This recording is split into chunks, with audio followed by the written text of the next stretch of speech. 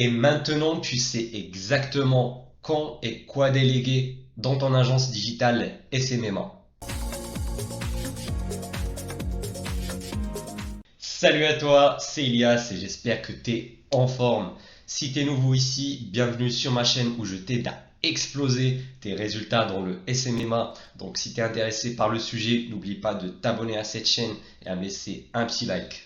Alors, quand faut-il déléguer ou recruter pour son agence digitale? Alors, c'est une question que se posent beaucoup d'entrepreneurs qui ont des agences ou qui sont des prestataires de services. Ils se disent, est-ce que je dois déléguer dès le début, dès le premier client? Est-ce que je dois attendre déjà d'accumuler un peu d'expérience et plus de connaissances, voilà, quand j'aurai déjà voilà, 3, 4 clients, 5, etc. Ou bien est-ce que je dois commencer à déléguer après un certain niveau de chiffre d'affaires, voilà, quand j'aurai atteint les 5 000 euros par mois ou les 10 000 euros par mois? Eh bien, dans cette vidéo, je vais t'expliquer tout ça. Et du coup, la première chose qu'il faut que tu fasses, eh bien, c'est de calculer ton taux horaire. Voilà, combien tu gagnes et tu vas diviser ça par le nombre d'heures qu'il te faut pour travailler. Moi, comme j'ai une agence, voilà, là j'ai dépassé presque les 15K par mois de chiffre d'affaires. J'ai calculé mon taux horaire, il était autour des 135 euros de l'heure. Donc, toutes les tâches qui vont pas me générer plus de 135 euros, eh bien, je dois les déléguer. Donc, tout ce qui, bon, voilà, si j'ai une tâche qui me demande voilà, 100, 120 euros de l'heure, que je peux payer quelqu'un 120 euros de l'heure pour qu'il le fasse à ma place, eh bien, je vais être rentable. Du coup, il faut la déléguer pour me dégager plus de temps. Donc, je t'invite toi aussi de faire pareil. Voilà, si tu es en France, même si tu es smicard, je crois le SMIC il est autour des 10 euros, 9 euros de l'heure. Comme ça, tu vas avoir une base de calcul.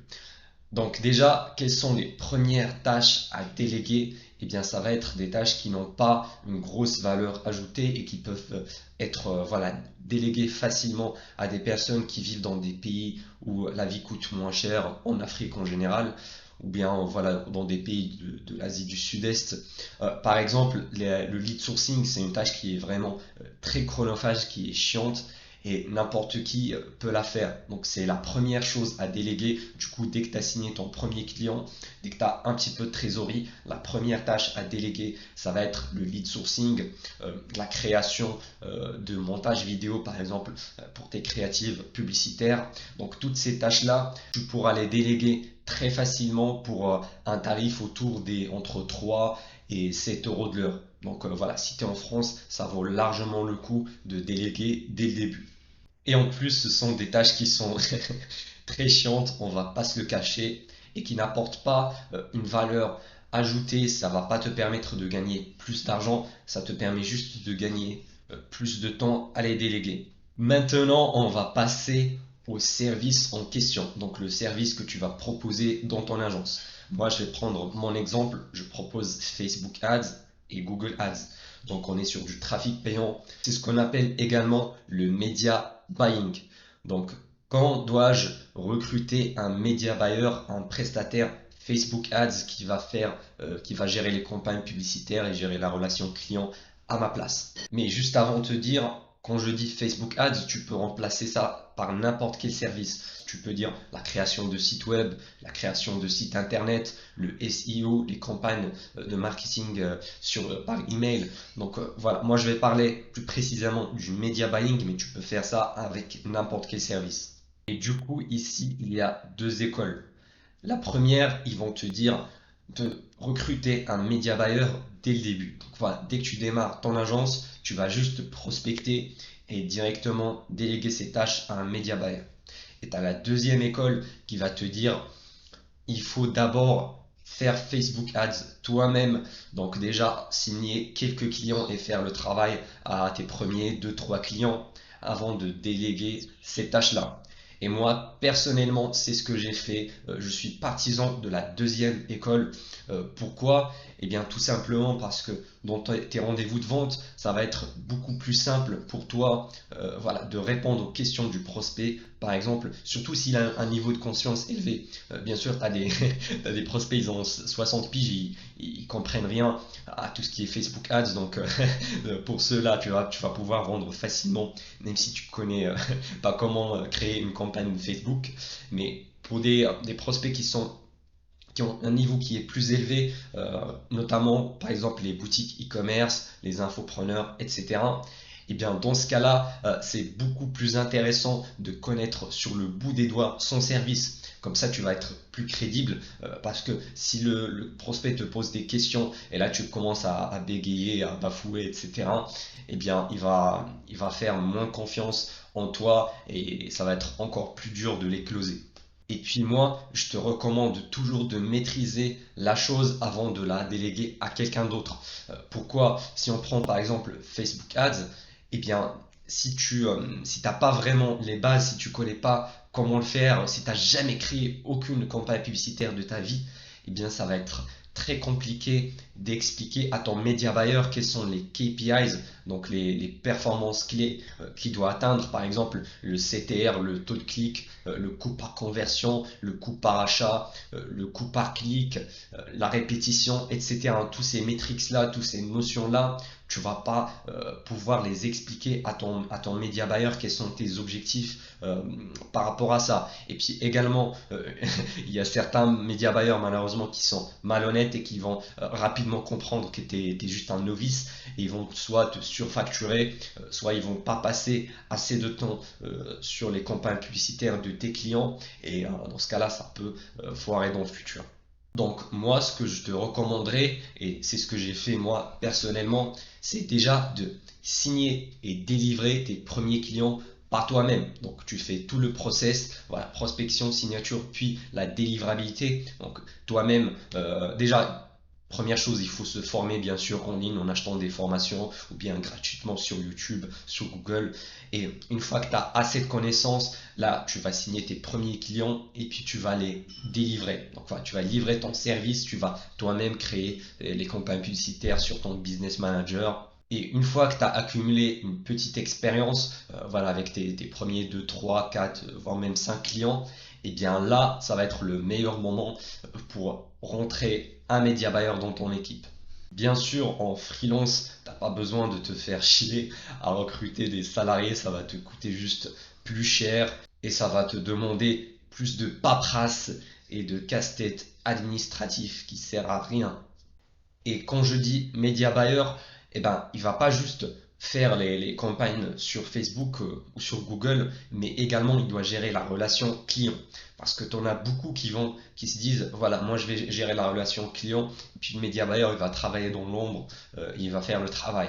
Moi j'ai testé ça et honnêtement c'est juste une perte de temps énorme. C'est limite tu vas perdre autant de temps à faire le service toi-même que de faire les allers-retours entre le client et le média buyer. Donc moi, ce que je te conseille, c'est de mettre en relation directement ton média buyer avec ton client et les mettre par exemple sur un groupe WhatsApp. C'est ce que je fais moi personnellement pour superviser toute la conversation.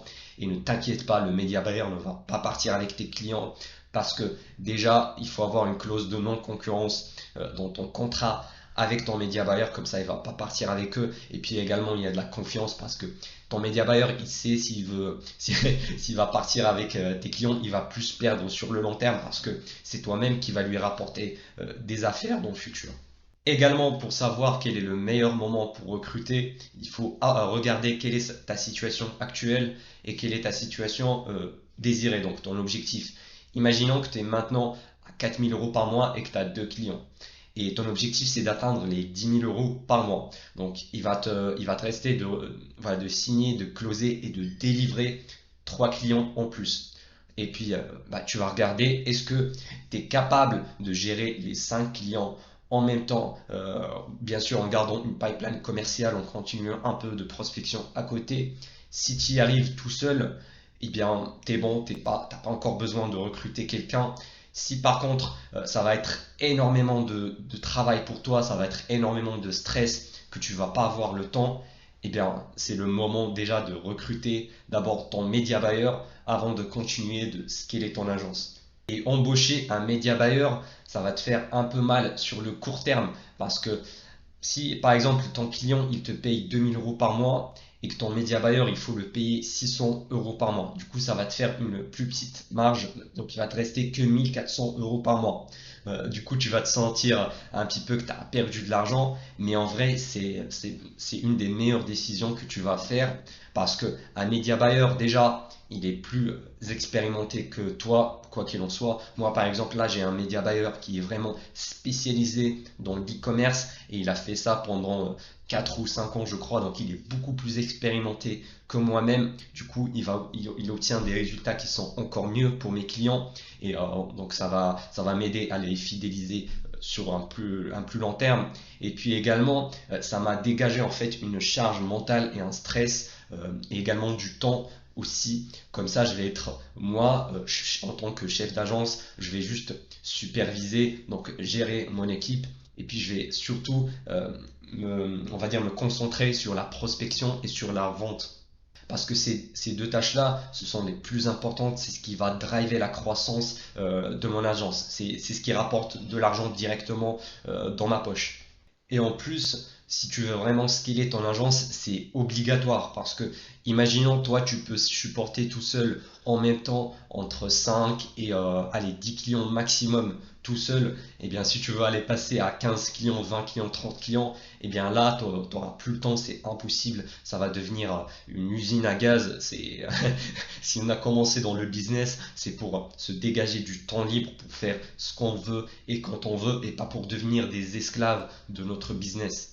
Et l'avantage du prestataire, eh bien, comme il est en freelance, tu vas pas avoir des coûts ou des charges à payer d'avance. C'est-à-dire, imaginons que tu as trouvé le bon média buyer après ton processus de recrutement, eh bien, tu vas lui dire, écoute, pour l'instant, on n'a pas d'ad account à déléguer, mais une fois qu'on aura signé notre prochain client, eh bien, on va te le déléguer, tu vas être le responsable.